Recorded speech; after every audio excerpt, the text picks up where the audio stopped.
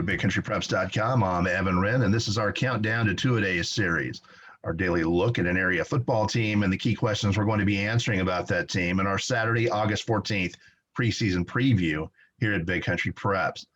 I'm with my partner, Dan Youngblood, via Zoom, and tonight, Dan, it is the Eastland Mavericks.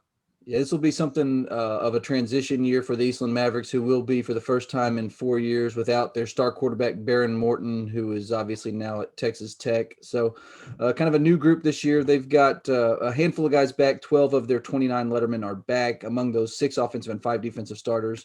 But they will be without several names who've done some really special things for them, particularly offensively in the past several years. So it'll be kind of fun to see how this new batch can kind of come in and assume some of those roles. Yeah, it's not just Morton they're missing. They're going to be missing Brandon Fielding, one of the best running backs in the area. Dylan Wilson, a quality receiver. Peyton McLean, another quality receiver, is gone. So now we ask, okay, can they pick up the pieces and move on? That's missing Baron Morton is a huge loss. He is actually, he's one of the top quarterbacks we've seen in this area in the last 15 years. And irreplaceable? We'll see. It's difficult to have that sort of production graduate. Yeah, I think that's one of the big question marks for this team this year is just kind of what kind of play they're going to get from that quarterback position. They got a couple of kids who did get a little bit of experience last year in Cooper Wright and Keaton Hicks. Both got to play a little bit due to some suspensions and some illness and injuries and those sorts of things, but not a lot of experience. So that's the thing. It's going to be interesting to see kind of how these kids can handle some new and bigger roles. And that quarterback position is at the forefront of that discussion, certainly. Yeah, another thing that now this is a ball club that spreads the field and throws it around a little bit, so they don't need a ton of size on the offensive line, but that is a question mark.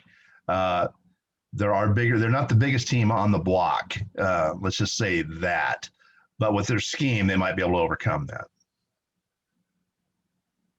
Yeah, I mean, you're going to see offensive linemen probably more in that 200 to 240 range as opposed to some of the big maulers. But the one good thing about that spread offense is you can you scheme it in a way that you can certainly get by and even have success with smaller lines. But yeah, there are going to be some adjustments in a lot of different areas this year. When you have a quarterback like Baron Morton, I mean, it kind of probably covers up a lot of ills that now some of those things may pop up and you're going to find new ways to address them. But it'll be fun to see. You got some talent here. It's not like they're without talent. It's just kids who have not been in these key roles before. All right, we're going to take a look at the Eastland schedule. Dan, we're going to find out right off the bat how good Eastland is. This is a challenging schedule, opening with road dates at Wall and at Holiday. Then the state champs, Jim Ned, they're coming to town. And then what should be a very improved Breckenridge Ball Club after that. And then they're going to Sweetwater, which is going to be a salty, Sweetwater team, a Class 4A team. That's going to be a road date. That's, I'm telling you, that's about as tough as it gets for a Class 3A D1 team. Yeah, this is one of those, a really tough schedule that was built, I think, with a deep playoff run in mind, which is something they were in position to do the past several years. This year, it's going to be interesting because you got a team that lost a lot of talent, a lot less experience, a lot more youth, playing the same schedule. So that happens sometimes in between realignment years where you load up a schedule thinking, for the team in that first year, and then the next year graduates some talent and gets caught playing a schedule that's probably a little tougher than you want. But we'll see. They will certainly be prepared for district by the time it comes around. All right, as you see it, what is the game of the year for the Eastland Mavericks? It's hard to say. I think that district opener versus Millsap at home is going to be a big one because that'll tell us, I think, right off the bat, kind of where this Eastland team stands, kind of in the hierarchy of their district. And then I think that following week versus Comanche, I think, is also a big one. So I'd say those two are big. I think Comanche is going to be rebuilding a little bit. So these are opportunities. I think if you want to finish high up in the district, I think these are types of games you probably need to win so that you go into that Jacksboro game with a little bit of momentum. But so I'd go with those first two. I'm going to take the season finale at Dublin as the game of the year for Eastland because I don't think that Eastland will go winless in district in those first 4 games. I think they're going to be battling for probably the 4th seed, in my opinion. Somewhere along the way, they're going to win a ball game. You got to win 2 games to get in this district. I think they're going to have at least one win once they get into that Dublin game, and I think that game might be a winner take all battle for a playoff spot and that will be on the road.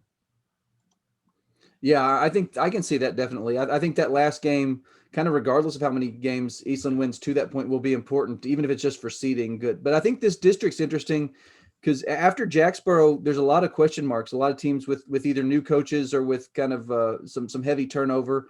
So it's kind of interesting to see, kind of how it'll fall. I think this could be one where the ranking and the order at the end of the year kind of surprises us based on our expectations going in. But definitely, I can see that Dublin game being big as well. I don't see this district being as strong as it was last year. I think that this district as a whole graduated quite a bit of talent, and it's the ebb and flows of the way things happen. A lot of every district goes through this sooner or later, either up or you're down. I think that this might be, as a whole, a rebuilding year for the district.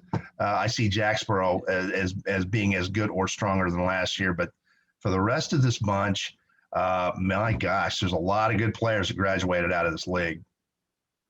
A lot of good players, and then you've got new coaches at Dublin, Merkel, and Comanche as well. So you've got 3 new coaches from our area. You've got an Eastland team that graduated a whole bunch of talent. So I think all 4 of those, we're kind of taking a wait and see with all 4 of those. So it'll be an interesting district, even if it's not as strong. All right, that's just about wrap it up for tonight's episode of the Countdown to Two-A-Day series, the Eastland Mavericks. But we want to remind you that on Saturday, August the 14th, Big Country Preps will release its 2021 preseason preview, where we're going to be answering all the key questions about not only the Eastland Mavericks, but every other team in the Big Country. So jump in, sign up, subscribe, and we will provide you with the most accurate, most thorough preview of Big Country football of any media source in the area. Nobody's going to beat us. In the meantime, thank you for joining us for this episode of our Countdown to Two-A-Day series, and make sure you tune in again tomorrow when we'll be highlighting the Merkel Badgers here at BigCountryPreps.com.